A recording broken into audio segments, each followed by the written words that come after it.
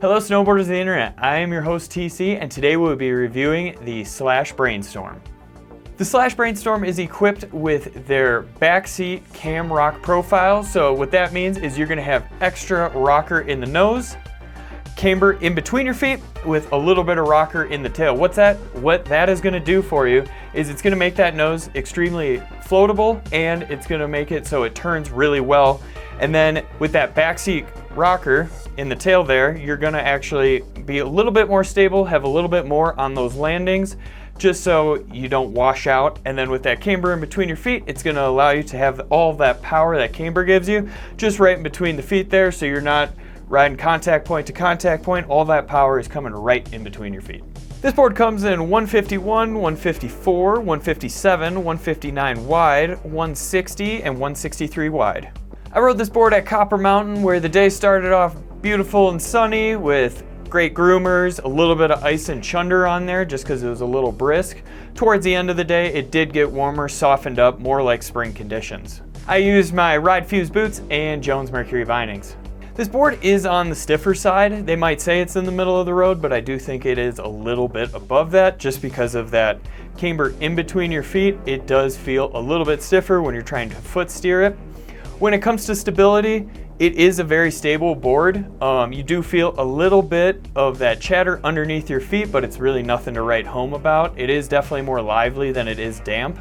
When it comes to ollieing this board, it does have a good return when you do put in that energy to it. So you're not going to feel quite the snap and quite as much load up as you would on a straight up camber board, but it's going to give you that snap that you want just because of that camber section in between your feet.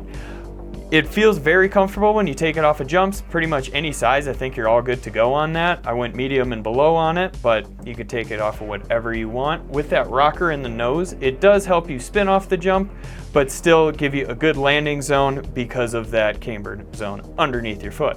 This isn't the most butterable board on the market by any means, but with that longer rocker zone in the nose, you do get a better butter zone where it's easier to hold and it's gonna spring you out of it, where on the tail, it's not gonna be quite as much of a zone on there where you don't have as much real estate to play with. So just keep that in mind, but that side's gonna be a little bit harder to press, a little bit more snappy when exiting that butter. Now, when you take it on rails, it's all right. It's not gonna be the greatest, a little stiff in between the feet where it does cradle nicely, but it's not the most ideal board for hitting rails on. I honestly didn't expect this board to carve as hard as it did. On those short carves, it was super fast, edge to edge. It really excelled on those medium-sized carves where it was nice and smooth. You can really draw them out, have a good time, not worry about losing your edge at all.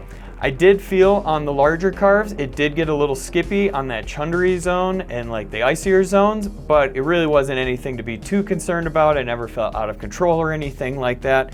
And yes, it does Euro carve. I was able to throw a few Euro carves on it and have a pretty good time there. This board is for that rider that wants to go out and pretty much just hit all mountain all the time. The only time they're going into the park is when their friends are forcing them, or the rest of the mountain's just way too blown out and crowded and you just can't take it anymore.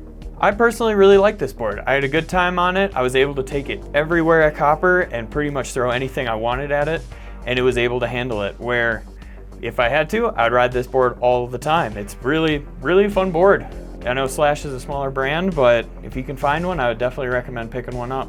Comparable boards: the Endeavor BOD, the Jones Flagship, and the Capita Kazoo. Binding recommendations: Jones Mercury, Ride C8, and Union Atlas. I've been your host TC, and this has been my review of the Slash Brainstorm. Do you agree? Do you disagree? Do you own one? Are you going to buy one? Leave a comment down below. I want to know what you guys have to think. If you're new here, make sure you subscribe, click that bell, turn on those notifications. If you want to support us further, head on over to Angry Snowboarder VIP. Sure, I could explain it here, but we have a great video over there explaining it really in depth. And as always, guys, I've been your host TC. Keep shredding.